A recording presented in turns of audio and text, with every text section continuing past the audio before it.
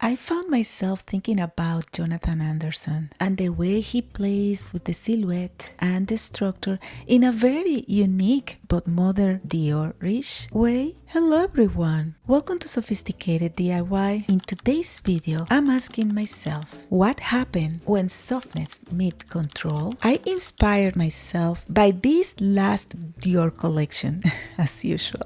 I want to recreate one of his designs for my doll using fabric from my scrap stash. I shortened a gown and I'd rather save this material from the garbage. You see, by recreating this design, I don't just want to make something beautiful. I want to create something intentional. I want to see how the human proportions are going to adapt to the over-stylized body and proportions of my doll. And I wanted to know how can I play with the shapes and the patterns and the drape of the fabric to obtain exactly the product I want. You might misinterpret my desires, thinking that I just want to copy a design, but the reality can be further than that. This design reference for me is an imposition I gave to myself to see if it's true that I can translate a design from human scale to doll scale. And of course, I have to consider a bunch of obstacles that I might or might not encounter. I don't know. So let's go. As you can see, I'm making the pattern with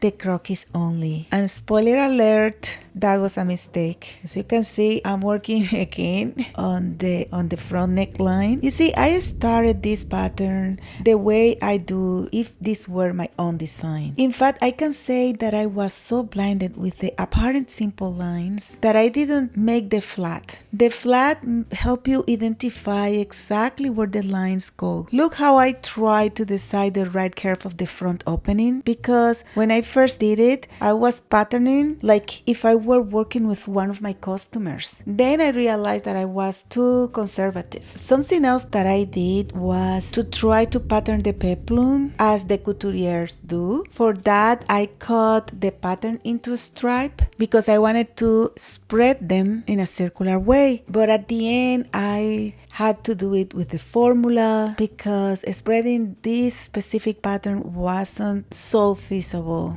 Here I'm making the circle, but I really don't know exactly what kind of circle I really need. I cut this circle with another fabric and still I'm not sure. Something that I did consider was the length of the peplum. I wanted to match the length of the center front to work a little bit more with the Jonathan Anderson's proportion. I'm telling you, the proportion in his work are incredibly balanced. Everything in his designs are placed with intention. I'm making one full circle, but I really think that I need 3/4. But I just don't want to be short. I really don't know what I'm doing here. And the thing is that I don't have too much of the fabric, so I really cannot make too many mistakes. For the skirt peplum, I can make it this time with the stripes, and I'm gonna take this opportunity to play with the way the peplum will fall. This is the part of the design I'm going to change. I want to make the peplum asymmetrical. As I don't do a peplum every day, I wanted to know if I can play with the doll size the same way I would play with a human-sized peplum. For the waistband, I'm gonna just use one waistband pattern that I already had, and I'm gonna put it on the doll, and this one is more like for a lower rise skirt. So I'm gonna just change the curve a little bit so it adapts to a higher rise. And you see, now I'm just checking that I'm completely wrong. Like I have to make those peplums with a little bit less fabric. Here I'm once more changing the proportions again from the front curve. Look what my problem is. I have a doll that is very busty, very chesty. The curves on bust sometimes are not really that easy to handle, but I'm just gonna go all in because proportions today and balance in the design is what I'm looking for. As you can see, as I have my pattern, I'm cutting all the pieces starting from the biggest one to the smaller, as I don't have so much fabric. Now I'm gonna try to find some interfacing. As the peplum needs to be lined, I want to reinforce the material of the skirt and the top with the interfacing so it can hold the peplum well. Now I'm gonna go with what I think it will be the real challenge here, which is the curve at the front and as well working with that mini collar. To line the mini collar, I'm gonna use a very thin cotton. And I think now I have all my pieces cut ready for sewing. And I'm not gonna be coward. I'm gonna start with the part that I feel is the most tricky, which is the front. And in order to sew well that curve, I'm gonna reduce the machine stitch length and I'm gonna sew. As you can see, I'm so delicate. I make one stitch, lift the foot, pivot, another stitch, lift the foot, pivot, and so on. And look at that. I'm very proud because I achieved a very nice curve. Now I'm gonna cut the excess of material. I'm gonna check. Oh, it will be nice. I like it. I'm gonna do now and stay stitch, but before that I want to kind of iron that part a little bit so it will take better the shape. Now I can stay stitch. This stitch is very important to avoid the material of the lining going out. So as you can see, look at that. It's all well curved. Oof, you know, now I feel okay. I still have to make the whole dress, but that was the part that I consider to be the most difficult and I successfully did, so I am very happy.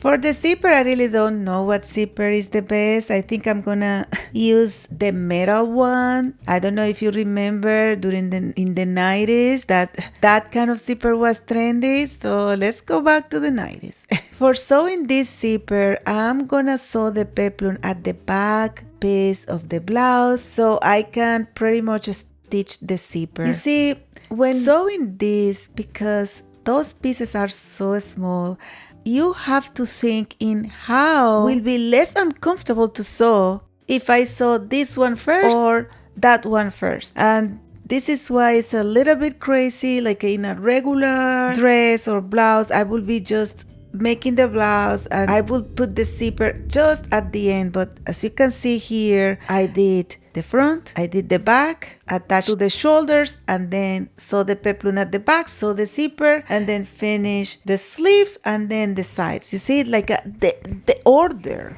was different because I have to see that I can finish it. And look at that. This is the blouse. I kind of saw a chain at the bottom like Chanel does because the peplum were opening too much. But I'm thinking that even with the chain, that won't change, that I have to make a few alterations. I'm working with the skirt now, but I'm gonna take the blouse after. It's just psychological, right? You wanna keep going. If you stay too much in one part just because this part is not working well, then you can feel a little bit down and maybe you don't finish the way you want to finish. You know, the skirts always are so easy to do. As I explained you before, I did the back part, put the zipper, and then I did the front part and sew the sides. And now I'm gonna try that skirt on my doll and it looks great. I just need to take in a little bit at the upper part of the hip and waist, and that was very easy to correct it right away. Now is the time for the waistband. And so in the waistband you have to be a little careful because the waistband has a huge curve and you wanna pretty much sew it to almost flat surface. Now is the time for the peplum. I realized that the peplum had a lot of material, so I'm gonna just remove a chunk of it. And you know, the way I did it, just by removing that like if it were a dart, is not honestly the correct way. But if I wanted to do it correctly, I had to cut another peplum, and I really don't have that much of material. I could try to do it, but I think anyways it will be, let's say, it will be fine. I'm finishing my peplum, and I'm doing as well and stay stitch so the peplum is inside. And look at that! That skirt looks good, huh? Now let's go back to the top, and I'm gonna open pretty much like everything. Like I'm gonna remove the peplum, and I'm gonna see how much of the material I need to remove, and taking at the bust area, and then I'm gonna finish the line and everything. And of course, the most difficult curve for the last, which is that collar, and I'm trying to be so careful. I'm sewing very slowly because I want to do a good job here. This was the part of the design that I told to myself, should I change it just to make it more doable to do it? And then I said no. Even if I go by hand or little by little, I'm gonna do it the right way. I'm looking for a stone to put it at the front, similar to the original one. These are the moments where I feel really good, because now that my suit is done, I'm just having fun with the style. I think I'm gonna take the inspiration further, and I'm gonna make a bag with that pink, similar to the one the mother was carrying. Of course, the mother was carrying one that has like a football ball shape or something like that, and I don't want to do it this way because the hands of my dolls are sort of limited.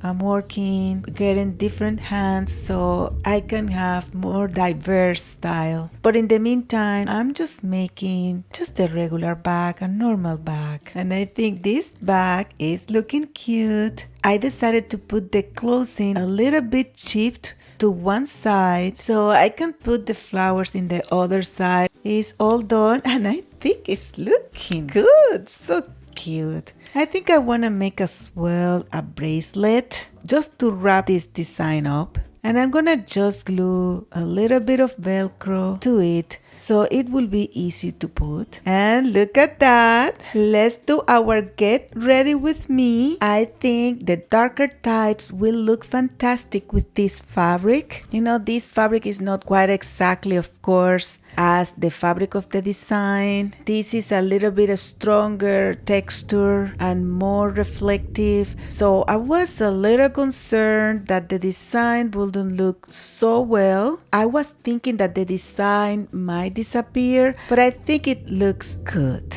I'm pairing this with a pair of shoes I got, which are very similar, and of course I did a little ring that goes very well with the purse. This is how the bracelet attach, and now is the time for the rest. And today I'm gonna use blonde, and I know what you're gonna say. Blonde doesn't go very well with black, but sometimes it does. I got that wig for another project, stay tuned, but I think it will look so good, so Marilyn Monroe. And look at that, oh my god, she looks wonderful. All the details, the cleavage looks amazing, the bracelet, the purse, the shoes, the wig, the thighs, everything goes so well together. And overall, I can say that I learned a lot about proportions and how the material looks. And of course, each time that she's outside, everybody wants to take pictures of her.